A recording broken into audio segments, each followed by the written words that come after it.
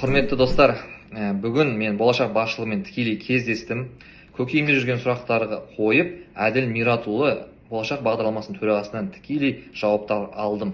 Бұл жердегі менің сұхбатым бойынша туындаған дау бойынша зерттеулер жүргізілген, комиссия мүшелеріне баға берілді. Сол зерттеулердің қорытындысы бойынша бірімізге болашақ бағдарламасына және менің бірімізге ешқандай шағымдарымыз, арыз шағымдарымыз және де реніштеріміз жоқ. Ең басты сұрақ тіл және де мамандық бойынша дискриминация бойынша болашақ бағдарламасында жоқ. Болашақ бағдарламасының төрағасы болашақта да комиссия мүшелерімен жұмыс жүргізілетіні туралы да айтылды және де ескертулерім ескерілді. Бұл жерде айта кететін нәрсе, менің де кейбір істерім, сөздерім артық болған шығар, ол үшін де кешірім сұраймын. Сонымен қорыта келе бұл мәселе жабылды.